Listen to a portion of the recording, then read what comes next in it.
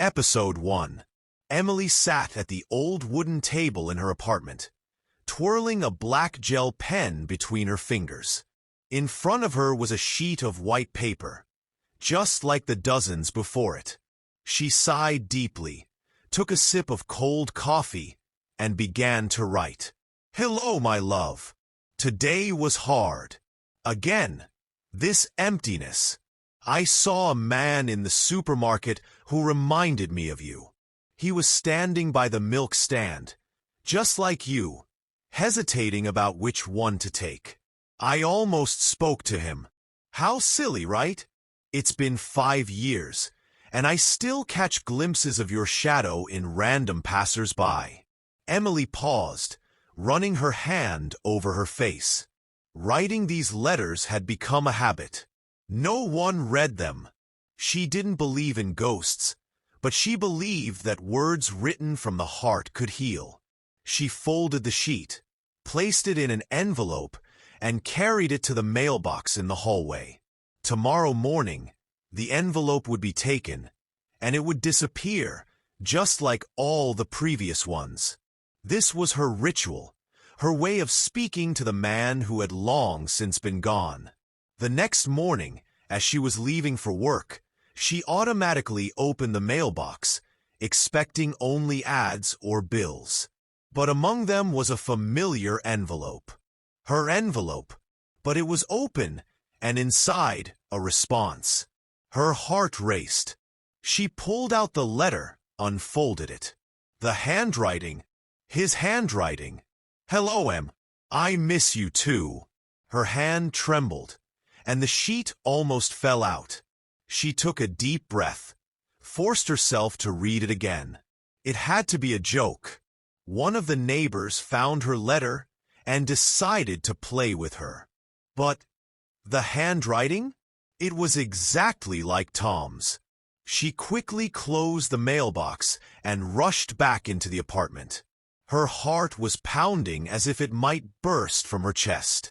Was this some cruel joke, or was it something more? She reread those words again and again, trying to find a logical explanation, but nothing made sense. Finally, she grabbed her phone and dialed her best friend Lisa's number. Lisa, I need to talk to you. Something strange has happened. Her voice trembled. What happened? Lisa's voice immediately became serious. I found a response to my letter to Tom. In the mailbox, in his handwriting, there was a silence on the other end of the line. This is some prank, Lisa finally said. Maybe someone took your letter and just decided to mess with you. But the handwriting, Lisa, it's his handwriting, Emily whispered. Are you sure? Lisa's voice now had a note of doubt. Emily felt the panic start to overwhelm her. She ended the call, threw the phone on the table, and reread the letter. The handwriting, the slant of the letters, even his favorite phrase, hello, Em. It was all too similar. She went to the wardrobe, took out Tom's old notebook. She compared the handwriting and nearly collapsed. They were identical. This is impossible, she whispered to herself. The night felt long. She barely slept, lying in bed thinking about the letter. Was it a prank? If so, who could have copied the handwriting so well? And if not, how could she explain this? The next morning, she decided to check. She wrote another letter. That same day, she placed it in the mailbox. And the next morning, another response. Em, please don't be afraid. I'm here. Her fingers clenched the sheet so tightly that it crumpled. This was not just a prank. This was something more. And this was only the beginning.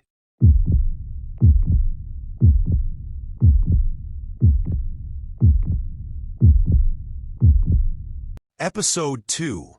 Reaction and Doubts. Shock and Denial. Emily sat in the kitchen, holding the letter in her hands.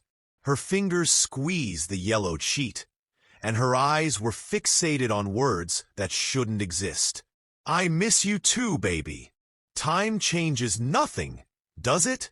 Her heart pounded, blood rushing in her temples. This was a joke.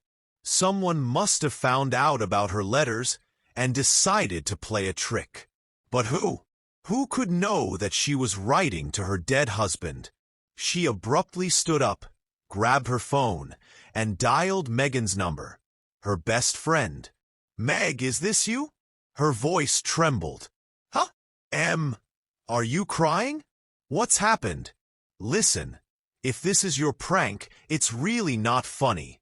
A silence fell on the other end of the line. What do you mean? Emily swallowed the lump in her throat and forced herself to speak more slowly. I got a letter from Alex. Megan exhaled. God! Tell me honestly, it's not you, is it? Damn it, Emily. I would never do something like that. Silence hung between them. Emily ran a hand over her face, feeling her heart painfully tighten. Sorry, I don't know how to explain this. Listen, Megan's voice softened. You're tired. Maybe it's just some stupid prank. Think about it. Who else knows about your letters? No one. No one knows. Well, maybe just forget about it. Throw it away. Emily looked at the letter. Throw it away? Just throw it away? No, she couldn't. Yeah, maybe. Thanks, Meg. She hung up, but she didn't throw the letter away. Rational explanation. The next morning, Emily couldn't shake the feeling that someone was playing a trick on her. She went downstairs and checked the mailbox. Empty. She went to the building manager, Mr. Henderson. Mr. Henderson, sorry for the silly question, but does anyone have access to our mailboxes? The old man, sitting in his little office, raised an eyebrow. Well, besides me, only the postman. But I don't give anyone keys. And cameras? Are there any recordings? He shook his head. There are cameras, but only by the entrance, not by the mailboxes. Emily sighed. Still, thank you. She returned home, even more confused. How had this letter gotten back to her? Another letter. The following week, she decided to conduct an experiment. She wrote another letter to Alex, but this time she made a copy. She put it in an envelope, sealed it, and took it to the post office, leaving the copy at home. Days passed. She tried not to think about it, immersing herself in work, reading manuscripts, correcting mistakes. But the thought of the letter wouldn't leave her. And then on Friday, as she was heading home, she felt her heart pounding in her throat. She slowly opened the mailbox. Her body froze with cold. There was another letter inside. With trembling hands, she pulled it out, entered her apartment, locked the door with 2 bolts, and tore open the envelope. You think I'm a figment of your imagination? I'm real, Emily. I'm always here. She dropped the letter to the floor. This wasn't the letter she had written. This was new. Her head spun. This was impossible. Lola, the cat who had been napping on the sofa, raised her head, looked at her owner, and meowed as if asking, "Do you see this too?" Panic. Emily felt cold sweat running down her back. Her mind searched for an explanation. Is someone watching her? Maybe someone hacked into her computer? Or is this some sick stalker? She picked up the letter and examined it closely. The handwriting, the same as Alex's. Or someone had learned to perfectly copy it. Or she grabbed her phone and began searching for a detective's number. She wasn't going to let this go just like that.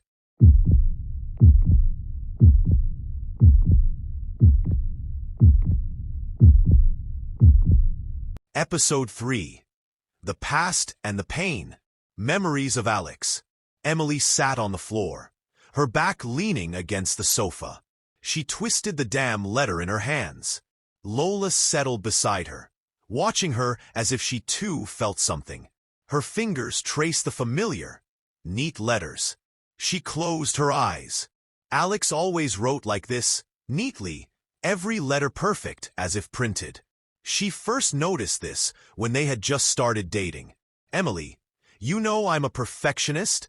Yes, that's why you always get so annoyed when I make coffee wrong. She laughed. He only sighed and took the cup from her to make it again, but the right way. Now, that voice only echoed in her head. 5 years. 5 long years. She seemed to have gotten used to living without him, but now, it was as if someone had forcefully torn open a healed wound. She stood up, went to the wardrobe, and pulled out the box where she kept Alex's things. Inside, his watch, notebook, photographs, a couple of old postcards he had sent her when he went on business trips. And underneath them, there was the same journal she hadn't dared to reread since his death. That terrible day, she forced herself to open it. The last pages. I'm not sure this is the right thing to do, but there's no other choice. If I disappear, it's only because of this. Her heart raced. Emily must not know. Her breath caught in her throat. She flipped further, but the rest of the pages were blank. What did he mean? What exactly did he do? The memory hit her like a lightning bolt. That day. She remembered that day in every detail. She had received a call from the hospital. They told her that Alex had been in an accident. His car went off a bridge. But isn't that strange? He never drove fast. He was always careful. So why did he go off the bridge? That question had tormented her back then. But everyone said it was just an accident. Then why did Alex write in the journal that if he disappeared, it wouldn't be just like that? Emily felt her legs give out beneath her. She didn't know what to do, but she knew who to ask. Old friendship and new questions. She grabbed her phone and dialed the number. Jeff, hi. There was a pause on the other end. Are you okay? We need to talk. Jeff was Alex's best friend. He had known him since college. They worked together, went on business trips together. He had been there at the funeral, and then disappeared. She hadn't seen him in almost 3 years. What about? His voice sounded tense. About Alex. Another pause. It's been a long time, Emily. But not for me. A sigh. Okay, where should we meet? Words that make you doubt. They met in a small bar near her apartment. Jeff had changed. More gray in his hair, a little thinner. He was clearly nervous. What's going on, Em? He asked as they sat at the table. She took the letter out of her bag. I got this. He took the sheet, glanced at it, and his face changed. What the hell is this? You tell me. This is Alex's handwriting, right? He looked at her with a long, heavy gaze. Where did you get this? In the mailbox. Jeff brought his hand to his face, as if he was about to be sick. This is impossible. But it happened. She pulled out the journal and opened to the last entries. Jeff, do you know what this means?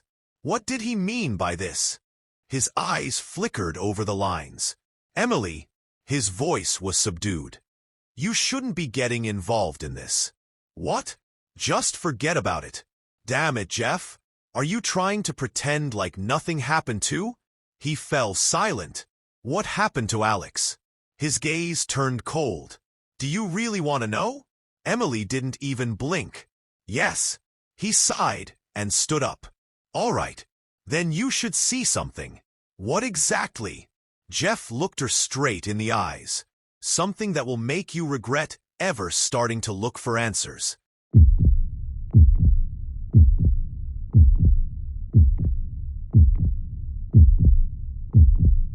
Episode 4. Suspicions and Investigation. The Path to the Unknown. Emily sat in Jeff's car, gripping the seatbelt so tightly her fingers turned white. She wasn't sure she wanted to be with him. But even more, she couldn't allow herself to remain in ignorance. "Where are we going?" she asked as the city started to fade behind them. "To a place. I think you'll find answers there." His voice was calm, but his eyes kept darting to the mirrors, as if he were afraid they were being watched. "Jeff, I'm not a child. Speak plainly." He pressed his lips together. "It's about Alex. His work." "Work?" She leaned forward. "He worked for an ordinary company, Jeff. What could be so special about it?" He gave a bitter smile. "Not exactly. What was Alex hiding?" They arrived at an abandoned warehouse on the outskirts. Jeff turned off the engine, but didn't get out of the car. "Do you really want to know this?" "Jeff, if you say that again, I'll just go by myself." He sighed and handed her an old, worn-out file. "Alex wasn't doing exactly what you thought. Officially, yes, he worked in consulting, but in reality, he was helping uncover the fraudulent activities of big corporations." Emily opened the file. Inside were copies of documents, newspaper clippings, even a few photographs. "What's this?" "It's a file on a company involved in money laundering." They knew Alex was digging into them. Emily swallowed the lump in her throat. "You're saying they got rid of him?" Jeff nodded. "And I think these letters are no joke." She clenched her fists. "Do you know who did this?" "There's one person. Once Alex said that if anything happened to him, I should pay attention to David Franklin." Emily froze. "That's his boss." "Exactly." She gripped the file tightly. "We need to talk to him." Jeff shook his head. "Bad idea, Emily. Very bad." "Do I have a choice?" Meeting the devil. The next morning, she stood in front of the luxurious office of the company where Alex once worked. Inside, silence, shiny floors, glass walls. She approached the receptionist. "I need to see David Franklin." The secretary raised an eyebrow. "Do you have an appointment?" "No, but he'll see me." "Tell him this concerns Alex Carlisle." A minute later, she was escorted to the office. David Franklin, a tall, fit man with cold gray eyes. "Ms. Carlisle, what a surprise." "Surprise? I don't think so." He gestured for her to sit. "What brings you here? You know what happened to Alex." He tilted his head. "Yes, it was a terrible tragedy." Emily slammed the file on the table. "Are you sure?" David didn't even glance at the documents. "What are you trying to find, Ms. Carlisle?" "The truth." He smiled. "And what will you do when you find it?" Emily felt a chill run down her spine. "Doesn't that mean I'm close?" Franklin leaned forward. "I'll give you some advice, Ms. Carlisle. Sometimes it's better not to dig too deep." She felt her anger boiling inside. "Are you threatening me?" His smile widened. "I'm just looking out for your safety." Emily stood up. "I'll find the truth." He shrugged. "You've already found more than you should have." She turned sharply and left. The shameful truth. She sat in the car, her hands trembling. Her phone vibrated. "Jeff, how did it go?" "He's hiding something." "Of course." She looked at the documents. "We need more evidence." Jeff was silent. "What?" "There's another person." "Who?" "Alex's secretary." Emily gripped the phone. "And where is she?" "She was fired a month after Alex's death. But I found out she works at a small cafe at the north end of the city." Emily started the car. "I'm going there." "Emily, be careful." She nodded and drove off. The answers were so close, but someone didn't want her to find them.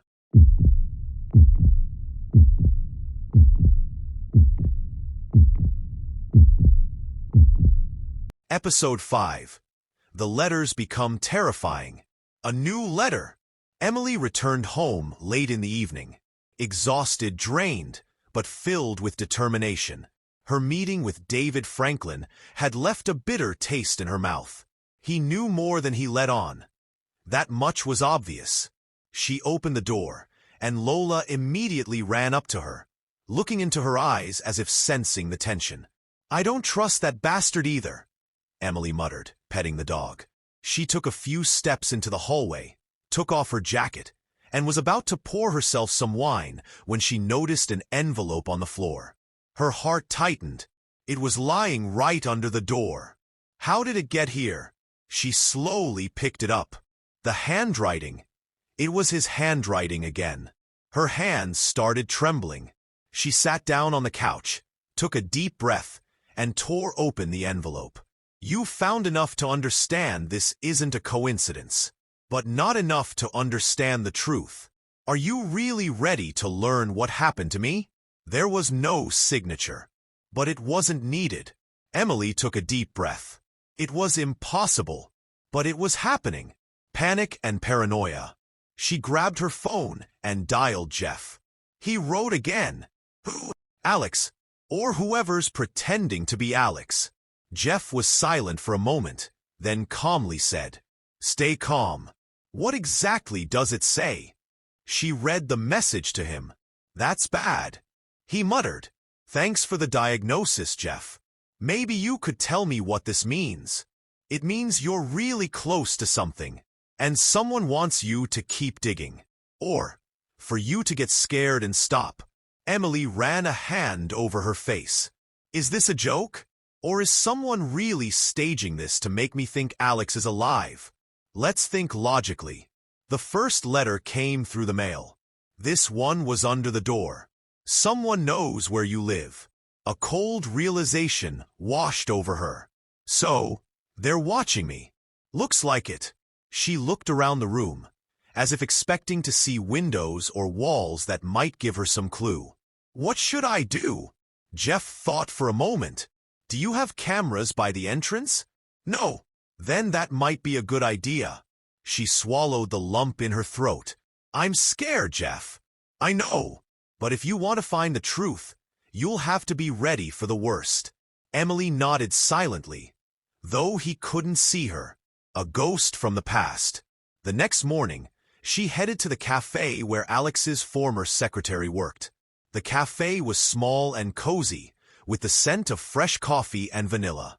Behind the counter stood a woman, about her age, with short reddish hair.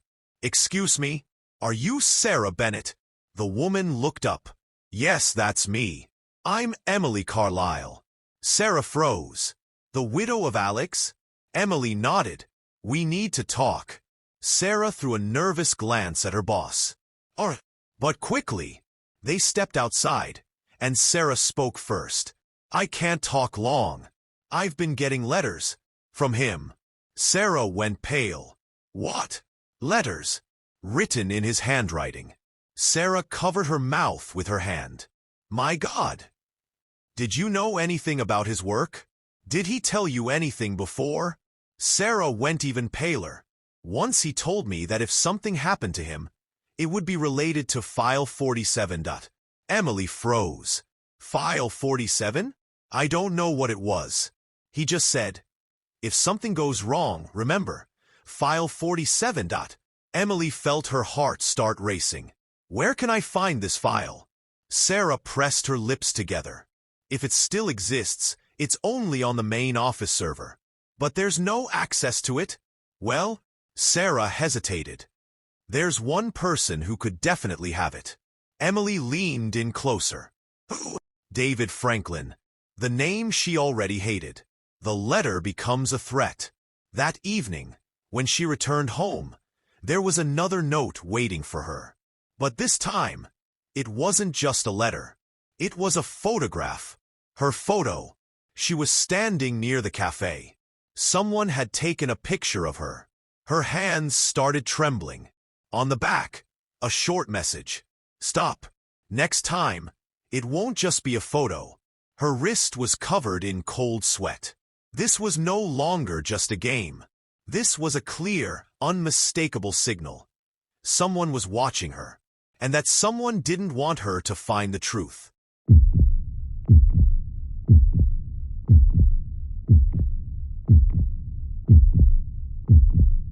Episode 6, The Big Break-In.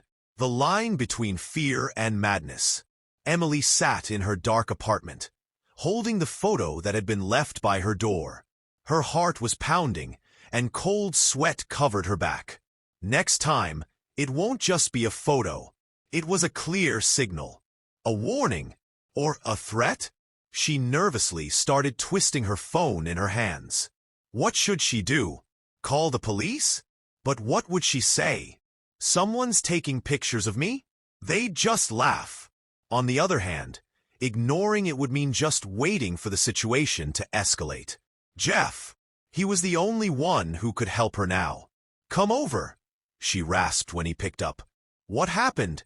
They left a photo by my door. My photo, Jeff. I'm on my way. The plan for the break-in. 20 minutes later, Jeff was already sitting in her apartment, examining the photo. Was this today? Yes. By the cafe. When I was talking to Sarah. Jeff paused, thinking. So, someone's been tailing both of us. Emily ran a hand over her face. Sarah said Alex mentioned file 47, and that the only person who could have it for sure is David Franklin. Jeff pressed his lips together. Franklin won't just hand you that file. And I don't plan to ask. He raised an eyebrow. What are you talking about? If he doesn't give it to me willingly, I'll take it myself. Jeff froze, then laughed. Are you serious? Yes. His smile disappeared. You're planning to hack the company's server? Emily clenched her fists. I don't have a choice. He sighed deeply. This is madness. It's the truth. He stared at her silently, then rubbed his face with his hands.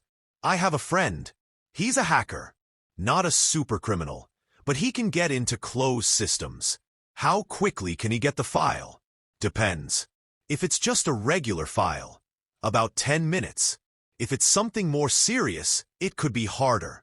Emily leaned her elbows on her knees. If we do this, there's no turning back. Jeff thought for a moment. If you're ready, I'll help.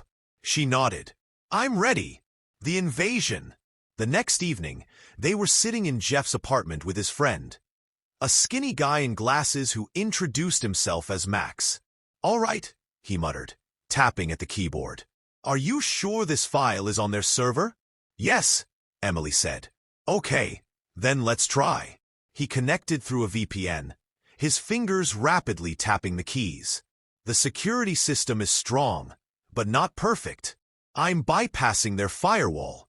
Lines of code flashed on the screen. Got a connection. Access to the local network is in. Emily held her breath. Now let's look. Here it is. The list of secret files. Jeff leaned forward. Is there a file 47? Max quickly scanned the list. Shit.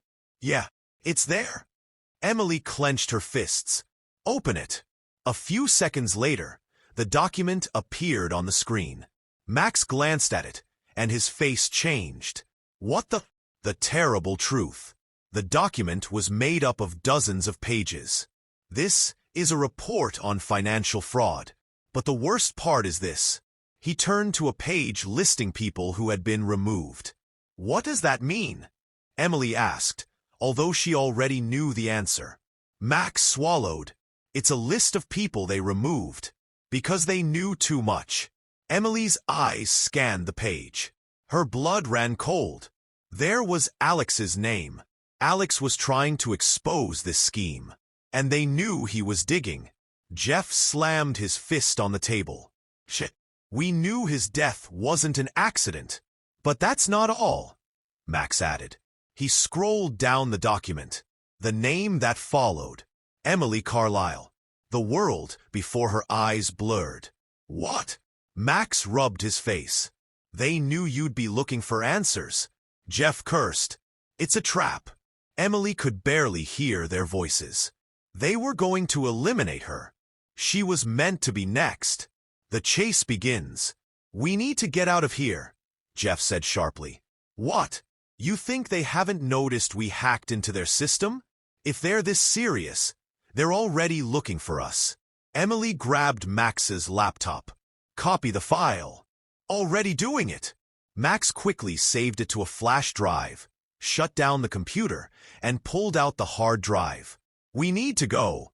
They grabbed their things and ran out of the apartment. The street was silent. "Jeff, get in the car quickly."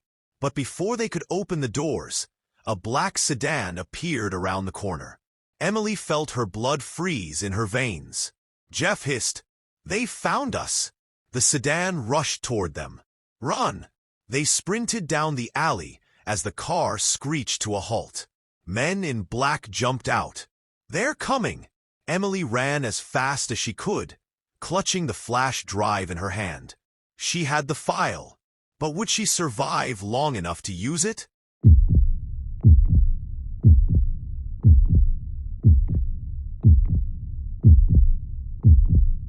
Episode 7. The Chase and Danger. The start of the chase.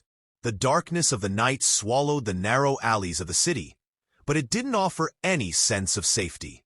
Emily, Jeff, and Max were racing through the chaotic streets, barely managing to avoid garbage bins and abandoned cars. Behind them, the sound of quick footsteps. Someone was chasing them. "Shit, they're not falling behind!" Max hissed, running behind. "We need an exit." Jeff suddenly stopped, ran to a metal ladder leading to the roof of a building, and began to climb quickly. "Climb after me." Emily grabbed the cold metal, clutching the flash drive in her free hand, and started climbing. She was barely breathing from the tension when a dull thud sounded below. "They're here," came the voice of the pursuers. A gunshot rang out. The bullet hit the wall nearby. "Damn it! They're shooting!" Max shouted, struggling to stay on the ladder. Jeff was already on the roof. He reached down, pulled Emily up, and helped Max. "Run!" They dashed across the rooftops, jumping from building to building. Below, the headlights of the black sedan moved parallel to them, like a predator waiting for the right moment to strike. The ambush. In a few minutes, they reached the edge of the roof. Ahead, there was a gap between the buildings. "We can't jump that." Max held his head in his hands. Emily turned around. At the other end of the roof, 3 pursuers in black appeared. One of them was holding a gun. "No choice," Jeff rasped. "This is suicide." Max panicked. "Either you jump, or they catch you." Jeff barked and lunged forward. He launched himself with all his strength and disappeared into the air. Emily's heart clenched. But in a moment, there was a dull thud. "I made it!" "Your turn." "Shit!" Max glanced back, where the pursuer was already aiming. "To hell with it!" Max jumped. He barely grabbed the edge of the roof, and Jeff grabbed his jacket at the last moment, pulling him up. Emily felt the ground burning beneath her feet. She saw the pursuer's finger press the trigger. "Emily, run!" Jeff screamed. She inhaled and sprinted forward. The last thing she heard was the sound of a gunshot. And then there was only emptiness, darkness and pain. Emily regained consciousness in some dark basement. Her head was splitting, her body trembling. She tried to remember. The last moment, the jump, a hit against something hard. A sharp pain in her shoulder. She opened her eyes wide. The light from a flashlight was blinding her face. "Awake, beautiful?" came the voice from the darkness. She recognized that voice. David Franklin, the same man behind all of this. "You do realize you're playing a very dangerous game, right?" He leaned closer, his cold breath burning her skin. "Your husband thought the same. Until he ended up in a coffin." Everything inside Emily boiled. "Monster? Oh no! It's not me. It's the circumstances." Franklin sat opposite her, crossing his legs. "You knew Alex wasn't so perfect, right?" Emily clenched her jaw. "He had weaknesses, just like everyone. But his biggest one was you. He thought he could save you." "You're lying." Franklin smiled. "Really? Then why did his recordings never go anywhere? Why did you only find this file 5 years later?" Emily's heart clenched. Because he gave it to someone. Franklin tilted his head. And that someone is still alive. Suddenly, the basement door opened. One of Franklin's men entered the room. We found him. Franklin raised an eyebrow. And who? Jeff. Emily's eyes widened. You? What have you done to him? Nothing yet. But if you don't hand over the flash drive, next time he won't be so lucky. She clenched her fists. The flash drive was in her jacket. But they didn't know one thing. She had already handed it over. Jeff knew what to do. And that meant their plan wasn't over yet. Now, all that was left was to wait. Wait for the moment when everything would turn upside down.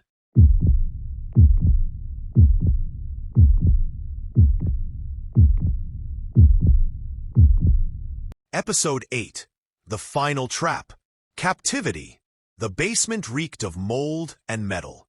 In the dim light of a lamp, Emily could make out only a few things. A metal table, some chairs, and a tall man standing by the door. "You're silent," Franklin said, playing with a lighter in his hands. "Good. I don't like unnecessary noise." Emily remained silent. Her hands were tied behind her back, her wrists burning from the tight rope. "But let's make this simple. Where is the flash drive?" She raised her eyes to him. "In the ass of your executioner." Franklin grimaced. "Bad choice." He nodded to the guard. The man approached, snapping his fingers. "Well," Franklin sighed, "we'll do this the hard way." The countdown begins. Just as the guard leaned in toward Emily, she heard a faint static noise in her ear. Can you hear me?" Her heart raced. It was Jeff. "I'm not far. Wait for the signal," he whispered. Emily took a deep breath and smiled. "You've lost your mind?" Franklin asked, surprised. "No, I'm just thinking about how badly you screwed up." He frowned. "Why's that?" "Because your time's up." At that very moment, loud explosions rocked the building. The beginning of chaos. Franklin spun around sharply. The guard pulled out his gun. But before he could do anything, the door was blown off its hinges. Max, gun in hand, charged in. "Everyone on the floor!" Emily seized the moment. She kicked the guard in the knee, knocking him to the ground. Jeff followed Max in, immediately aiming his gun at Franklin. "So, you really thought we were going to get caught? Even trapped?" Franklin still smiled. "Guys, you know this isn't over, right?" Heavy footsteps were heard in the corridor. A choice with no choice. "Shit, reinforcements." Max quickly ran to Emily, undoing her ropes. Jeff kept Franklin in his sights, but Franklin didn't even attempt to move. "You still don't get it," he said. "I'm not just a player. I'm the one running this game." The footsteps grew louder. "Hurry, Max!" Jeff barked. "Done!" Max pulled Emily to her feet. The corridor door exploded with a hail of bullets. "Run!" They dashed toward another exit, leaving Franklin behind. But something was wrong. Emily felt it. There was something they hadn't accounted for. And that something was waiting ahead. The final trap. They burst into the courtyard. The cold night air hit their faces. "To the car!" Max shouted, pointing to a black sedan parked near the wall. But they had barely taken a few steps when they heard. "Did you really think you could leave?" Franklin stood in the doorway, flanked by his men. He was holding something in his hand. "A phone!" "What's this?" Jeff gripped his weapon tighter. Franklin pressed a button. The sound of a timer activating echoed through the courtyard. "You're in my trap now, friends. You have exactly 2 minutes before this place blows." Emily felt the blood drain from her face. "You're bluffing? Do you think so?" The timer on the wall ticked down. 1:50. 1:49. Jeff, Max, and Emily exchanged glances. "What do we do?" Max yelled. Emily exhaled. "We finish this game." She raised her gun and aimed it directly at Franklin. Tick-tock, tick-tock.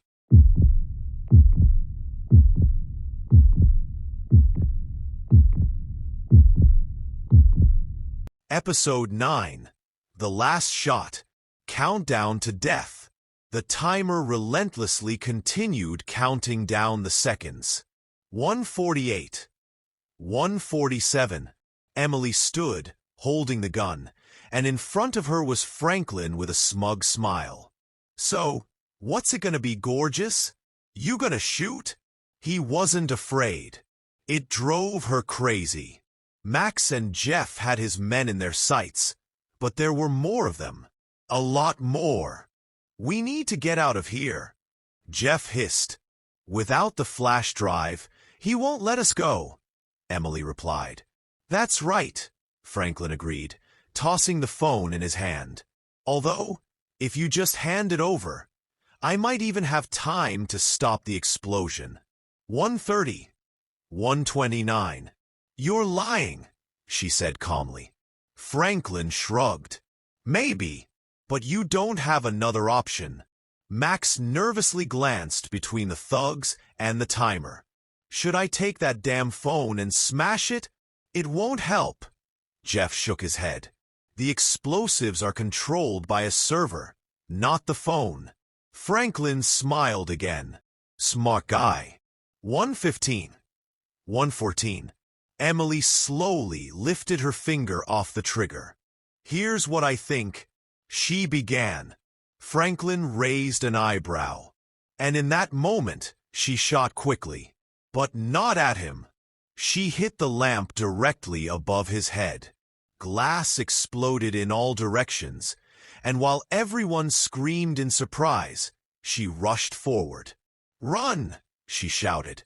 Max and Jeff opened fire on the thugs, while Emily darted straight for Franklin. He didn't have time to react. She elbowed him in the chest, knocked the phone from his hand, and punched him in the temple. "I'll kill you, bitch," he rasped, trying to get up. But she had already grabbed the phone. 05049. "I'll stop this." She pressed the button on the screen. Nothing. The timer continued ticking down. "You thought it would be that easy?" Franklin laughed, spitting blood. "I told you. It's a game." Emily froze. Her gaze darted to the exit. They wouldn't make it in time. "What do we do?" Max yelled. Jeff was already at the computer panel on the wall. "I'll try to shut down the system." 03029. "IT won't turn off." Emily glanced around. Franklin was getting up, pulling out a gun, and then she understood. He wasn't afraid to die, because he wasn't the main one in this game. And the flash drive? It was just a copy. Franklin was just a player. But who was the real puppeteer? "We need to get out of here, or we'll all go down," Jeff shouted. Emily made a decision. She raised the gun. And this time, she didn't miss. A shot! The bullet pierced Franklin's chest. He staggered, still smiling on his face. "You think you've won?" He fell. 01009. "Max!" Max ran to the door. "The exit is there." They ran. Bullets whistled around them, but they didn't care. 05004. They burst outside, jumping behind concrete blocks. 00201. Explosion, ashes and silence. The roar of the explosion deafened everything around them. The building sank into the ground in flames and smoke. Max, Jeff, and Emily lay on the ground, covering their heads. When the noise started to fade, they slowly got up. "Did we survive?" Max rasped. Jeff looked around. "Looks like it." Emily stared at the ashes where the building once stood. Franklin was dead. "But this isn't over," she whispered. "What?" Jeff looked up. She showed him Franklin's phone. On the screen, one message was still flashing. "The game's not over. Still think you're the main character?" Emily clenched her fists. He was just part of something bigger. Jeff and Max exchanged looks. So, what do we do? Max asked. Emily slowly raised her head. The game continues.